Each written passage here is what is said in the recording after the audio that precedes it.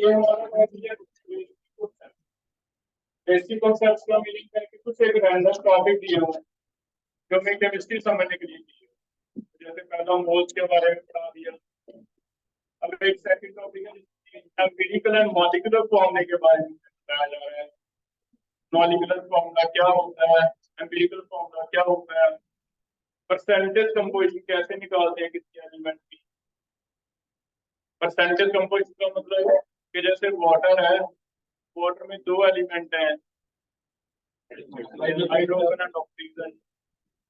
कितने percent hydrogen है by mass, कितने परसेंट ऑक्सीजन है, तो फॉर्मूले से कैसे पता चलता है। तो अगर हमें फॉर्मूला पता हो मॉलिक्यूलर, हम से ये भी निकाल देंगे कि परसेंटेज कितने परसेंट हाइड्रोजन, कितने परसेंट ऑक्सीजन, उसे कहते हैं परसेंटेज कंपोजिशन। और लास्ट इसका उल्टा, अगर परसेंटेज कंपोजिशन पता हो तो फिर फॉर्मूला भी निकलेगा, क्योंकि फॉर्मूले से क्या निकाला हमने, परसेंटेज।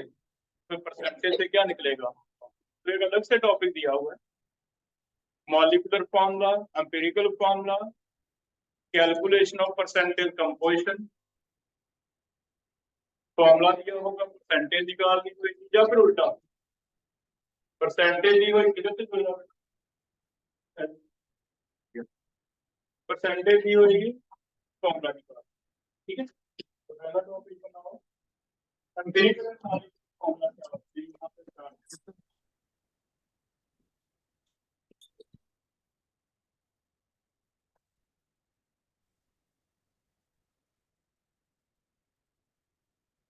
मॉलिक्यूलर फॉर्मूला होता है पहले,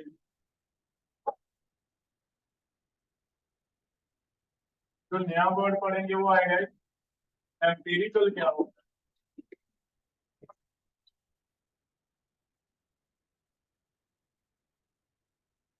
फिर कैलकुलेशन ऑफ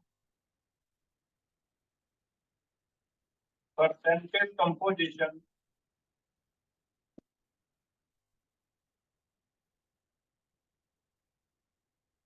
उनकी परसेंटेज निकालनी फॉर्मूले से। और लास्ट उल्टा, परसेंटेज कंपोजिशन गिवन होगा, उससे क्या निकालना, formula, calculation of molecular formula from percentage.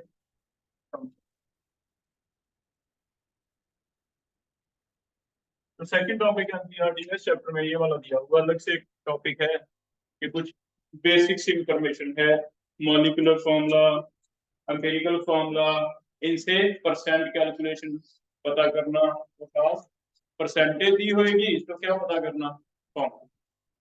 ठीक है, जैसे हम बता रहा हूँ अलग अलग टॉपिक, एक दे रखा अलग से टॉपिक, ये जो सॉल्यूशंस के बारे में, मोलैरिटी क्या होती है, नॉर्मेलिटी क्या होती है, मोलैरिटी क्या होती है, थोड़ा बहुत हमने पढ़ भी रखे। एक टॉपिक अलग से दे रखा है, ये इक्विवेलेंट वेट क्या होता है, हमने थोड़ा सा ही पढ़ा है इक्विवेलेंट वेट नॉर्मेलिटी वाले टॉपिक में, इसमें थोड़ा और डिटेल आपको आएगा। एक टॉपिक दे रखा है स्टोइकियोमेट्रिक कैलकुलेशन, स्टोइकियोमेट्री क्या होती है ना। तो ऐसे 4-5 टॉपिक्स हैं जो अलग अलग रैंक। तो आज का टॉपिक हमारा ये रहेगा, अब बुकलेट में जाके सीधा पढ़ भी सकते हैं, जो DPP2 है उसके न्यूमेरिकल सारी इसी। ठीक है, तो पहला टॉपिक कर रहे हैं, अगर हमें किसी मॉलिक्यूलर फॉर्मूला पूछा जाए, मान लो वाटर H2O है, तो मॉलिक्यूलर फॉर्मूला कुछ नहीं है, मॉलिक्यूलर फॉर्मूला क्या बताता है हमें, एटम की एक्चुअल रेशो बताता है। तो ये बता सकते हैं दो एक्चुअल रेशो ऑफ एटम बताता है molecule, actual ratio of atom या फिर एक्चुअल रेशो को, क्योंकि अगर इसमें एक्चुअली वो के हमें पता है एटम तो एवोगाड्रो से मल्टीपल करके ये बन गया 1 2 Na और 1 Na कौन बोल सकते हैं, 2 मोल्स एंड 1। तो हमें ये पता चलता है कैलकुलेशन में हमेशा मेजरमेंट क्या है, यूनिट मोल। कैलकुलेशन करते हम इसमें ये करते हैं, फिर फॉर्मूला हमें ये बताता है कि एक मोल बॉन्ड में 2 मोल H है, एक मोल है ना, एक मोल बॉन्ड में 2 मोल H है, एक मोल है। अगर एक मोल में 2 मोल H है, अगर 10 मोल कर दें तो हम 30 करेंगे, यहाँ पे अगर 10 कर दें 10 हो जाएंगे तो कुछ ऐसे सिंपल सा एक आधा कैलकुलेशन आ जाएगी। बताओ कितने मोल में कितना होगा। ठीक है, जैसे कॉम्प्लेक्स फॉर्मूला भी आ सकता है C6H12O6। इसमें 3 एटम है, फिर कार्बन, हाइड्रोजन और ऑक्सीजन। पूछने पे डिपेंड करता है कि पूछा क्या जा रहा है। ध्यान से स्टेटमेंट सुनना। अगर मैं कहता हूँ 1 molecule of glucose contain 1 molecule, तो कितने एटम? 6 एटम। अगर यहाँ मॉलिक्यूल वर्ड आता है तो 6 एटम, ये वाले 12 एटम, ये वाले। लेकिन अगर मैं 1 मोल बोल देता हूँ तो यहाँ से मोल बोल देंगे, इक्वल करना है सभी को, है ना? तो ये मोल बन जाएंगे 6 मोल। ये कितने हैं? 12। ये कितने? इट मीन एक्चुअल रेशो क्या है एटम्स की, तो लिखेंगे इन ए मॉलिक्यूल, मोल्स की इन ए मोल, जैसे मर्जी डेफिनेशन लिख लो दोनों से। ठीक है, क्लियर है? और डेफिनेशन क्या है मॉलिक्यूलर फॉर्मूले का? आपको कह रहा है actual ratio, it tells us about actual ratio of atom in 1 molecule. लिखना फिर एक्चुअल रेशो ऑफ एटम्स लिखोगे बेटा तो 1 मॉलिक्यूल लिखो। एक्चुअल रेशो ऑफ मोल्स लिख दोगे तो 1 मोल लिखो। तो जैसे भी डेफिनेशन लिखी हुई बुक में आप अंडरस्टैंड। ठीक है, एक्चुअल रेशो के बारे में ये असम्पशन रीजन वाला स्टेटमेंट हो गया, क्या ये सही है या गलत है, तो हम ठीक है। वर्ड एक्चुअल पे फोकस है, एक्चुअल कितने कितने। ठीक है, और इसका बहुत ही सिंपल सा क्वेश्चन आ सकता है, जैसे मैंने अभी बताया कि अगर इसका 1 मोल है, मान लो कार्बन की बात करें, क्या ये 1 में 6 है तो 2 में 12, 3 में, उल्टा भी हो सकता है। बताओ, आपको ये पता है कि 6 कार्बन 1 में है तो 12 कार्बन कितने में? 2 में। तो इसे कैलकुलेट कैसे करना है? 12 कार्बन कितने में होंगे? आपको ये वाला दे दिया, पहले तो ये देख लो कि किन दो में रिलेशन है, स्टेटमेंट पढ़ लो। आपको पता चल गया कि ग्लूकोज के साथ HO नहीं पूछे, कार्बन पूछा है, तो ये रेशियो लिखो, इनमें से 2 अलग निकाल दो, इनकी रेशियो अलग से चलेंगे। एक तो C6H12O6 और कार्बन के बारे में हमें क्वेश्चन में दिया स्टेटमेंट में। जो आपने यहाँ से मोल लिख लिया, पहले वो लिख लो, इसका 1 मोल, तो इसके कितने मोल है?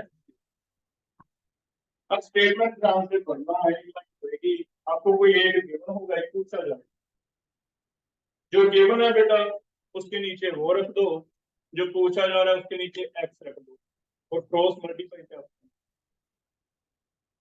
जैसे अभी जो हमने किया था, 12 कार्बन कितने मोल में है? ग्लूकोज में 2 में। तो ये निकालना है कि 12 कार्बन यहाँ ले लिए, 12 मोल कितने में है? एक्स ले लिया, इन्हें ऐसे क्रॉस मल्टीप्लाई कर दो, 12 equal to 6x, x equal to 2 आ गया। अभी तो यही कह रहे थे। तो बस एक बहुत ही सिंपल सा क्वेश्चन अगर बनता तो ऐसे बनेगा, ये गिवन होगा, उसके नीचे रख दो जो दिया हुआ है, जो पूछा जा रहा है उसे क्या रख लो? एक्स, और क्रॉस मल्टीप्लाई करो, आपका आंसर आ जाएगा, है ना? कर लोगे? तो इस पार्ट में फिर कर जा तो असर्शन रीजन में स्टेटमेंट पढ़ो ध्यान से। यहाँ वन मॉलिक्यूल लिख दे, यहाँ मोल लिख दे, गलत होता है।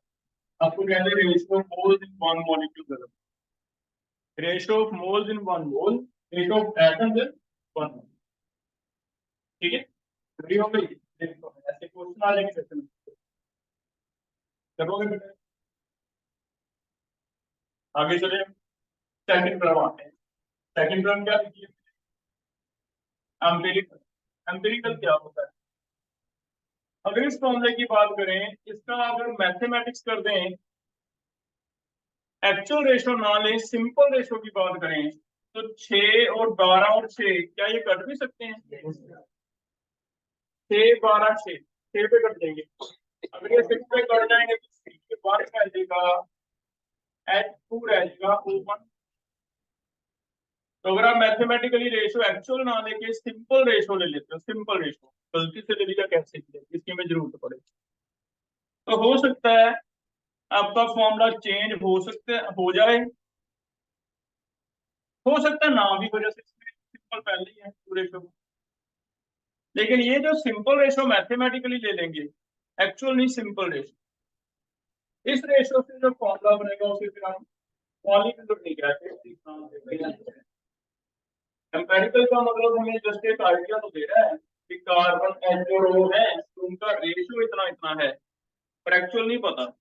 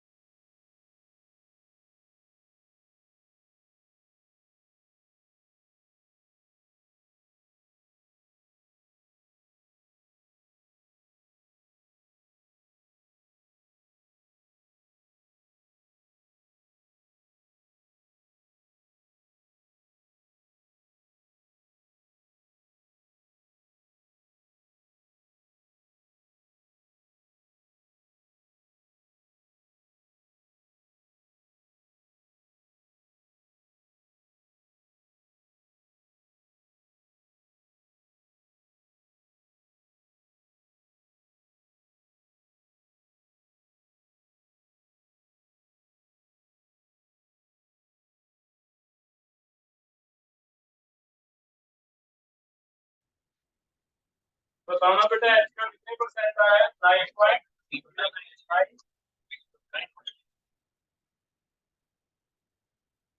कार्बन का 4.5 और लास्ट इसका तो 100 माइनस कर दिया। थर्ड का भी तीसरा भी करना है। जब थर्ड चेक करने के लिए तो पहले आप निकाल लो 100 माइनस करके ना सेम आता है, फिर तो आपका आंसर सही है, नहीं तो आप नहीं कर सकते। ठीक है, हो जाएगा बेटा। अब आपका डीबीपी ले लो। डीबीपी में क्वेश्चन नंबर 12 पढ़ो, क्वेश्चन नंबर 12। अब हम फोर्थ पार्ट करके देख रहे हैं। क्वेश्चन नंबर 12 परसेंटेज गिवन है, परसेंटेज गिवन है और इससे क्या बनाना है? Empirical and molecular.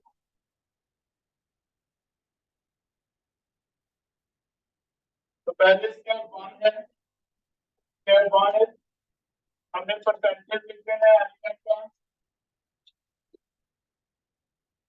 कार्बन का दिया हुआ है 49.1%, दूसरा एच का दिया हुआ है 2.7, तीसरा क्लोरीन का दे रखा है 48.2। परसेंटेज लिख ली। दूसरा स्टेप बताओ क्या करना होता है? मोल्स बनाने होते हैं। परसेंटेज जो अगर इतने इतने ग्राम वेट है, अगर इतने ग्राम ये है, इतने ग्राम ये है, एटॉमिक वेट तो हमें पता है सबके। इसके लिए मोल्स कैसे बनते हैं? Given weight upon atomic, given weight इसका 49.1 डिवाइड 12, 2.7 डिवाइड हाइड्रोजन का तो पानी होता है, इसका 35.5 ले रहे हैं क्लोरीन का। ठीक है, क्लोरीन का कितना एटॉमिक वेट होता है? 35.5। ये निकाल दो बेटा। उससे नेक्स्ट स्टेप है रिलेटिव मोल निकालने हैं। रिलेटिव मोल, रिलेटिव मोल देखते हैं कितने आते हैं। ये क्या 4 पे 48 11 4.09 के आसपास ही आएगा। 4.09 है, 4.08 कितना पाना है? ये 2.7 ही आ रहा है। ये चेक करना 1 पॉइंट कितना की जाएगा?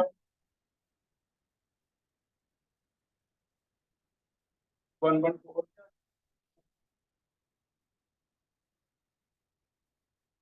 1.35 के आसपास। अब चेक करो 1.35 का डबल, ये तो मिल गया 2.7, सही हो गया।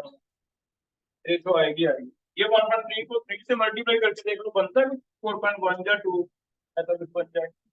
1.35 को मल्टीप्लाई करें 3 से करके देखो कितना आएगा।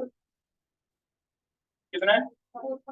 आ रहा है ना? फिर तो ये हमें पता है, कुछ ऐसे भी करना है, ये है तो इनका रेशो आएगा ही आएगा।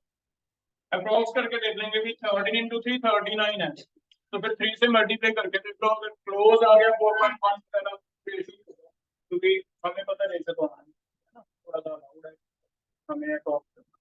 तो 1.35 और 2.7 से हमें आइडिया हो गया कि हाँ सही कर रहे हैं।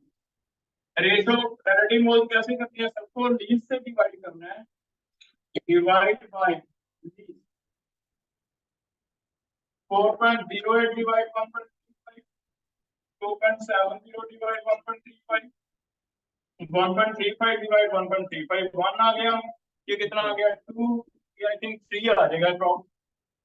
अप्रोक्स कर लेंगे क्योंकि 3.1 आ भी गया तो भी हमने 3 लिखना है ना, तो 3 मल्टीप्लाई आगे जरूरत पड़ेगी होल नंबर कितना ही आ गया। इसका एम्पिरिकल फॉर्मूला लिख दिया। एम्पिरिकल फॉर्मूला इसमें कार्बन है, एच है और क्लोरीन है, लेकिन आपस में सिंपल रेशो ये है कि कार्बन अगर 3 मोल है, एच कितने हैं 2, क्लोरीन कितने हैं 1। क्लियर हो गया बेटा? फिर फर्स्ट, तो फर्स्ट स्टेप इज परसेंटेज मोल बनाओ, मोल का क्या ले लो? Relative mole ratio. ठीक है, डिवाइड करना है, डिवाइड को कितना आता है? एम्पिरिकल फॉर्मूला आ गया। स्टेप 2 चलते हैं। Step 2 is molar weight check करो, दिया हुआ है हमें एन निकालना है। एन होता है मोलर वेट दिया होगा, डिवाइड इसका वेट हम निकाल लेंगे एम्पिरिकल वेट। मोलर वेट कितना दिया हुआ है? 147। एम्पिरिकल वेट इसका निकालते हैं। कार्बन का कितना हो गया? 36, 2 एच का 2, क्लोरीन का बताओ कितना आ गया? 73.5 73.5 करके देखना क्या अप्रॉक्स 2 आ रहा है, 2 एग्जैक्टली और तो 2 आ रहा है। एन आ गया, तो एन का क्या सिग्निफिकेंस होता है? मल्टीप्लाई करना होता है। मॉडल फॉर्मूला कैसे निकलता है? मॉलिक्यूलर फॉर्मूला है 2 into mp, 2 into 73.5, 2 into C3 H2Cl1, क्या बन गया? C6H4, मैच करवाऊं सर? yes C6H4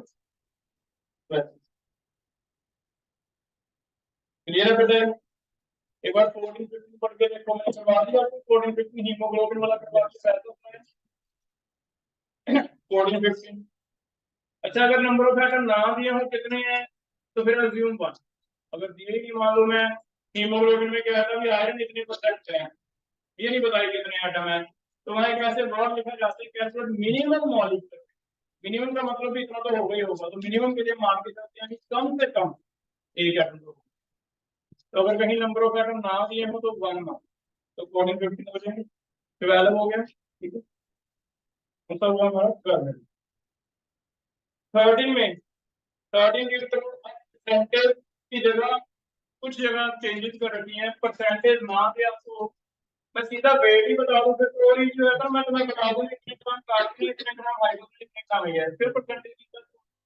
तो देखना जैसे क्वेश्चन कार्बन में सीधा बता दिया आपको कि पोटाशियम 6.6 ग्राम है, क्रोमियम 8.84 ग्राम है, तो सीधा ही पता है, फिर तो जरूरत ही नहीं कुछ की, फिर वेट पता है, फॉर्मूला सेम। क्लियर है?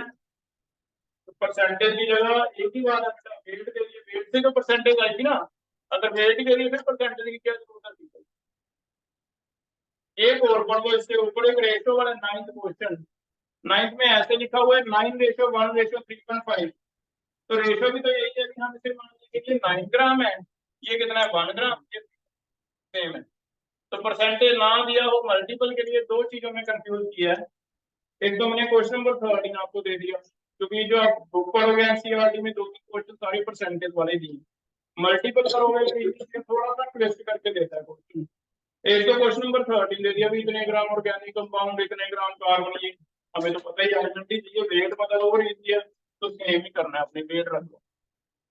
एक दे दिया 9th, प्रीवियस ईयर पढ़ोगे आप, इसमें रेशो दे दी 9:1, तो भी कोई बात नहीं, रेशो है तो ये वेट मान के एक 9 ग्राम, एक 1 ग्राम, एक 3, रेशो बाय वेट ही है ना, सीधे परसेंटेज एक है ना। तो 3 तरह के बन जाएंगे इसमें क्वेश्चन, परसेंटेज वाला, वेट वाला। जैसे क्वेश्चन नंबर 10 पढ़ के देखना, 10 में थोड़ा सा कंफ्यूज किया है।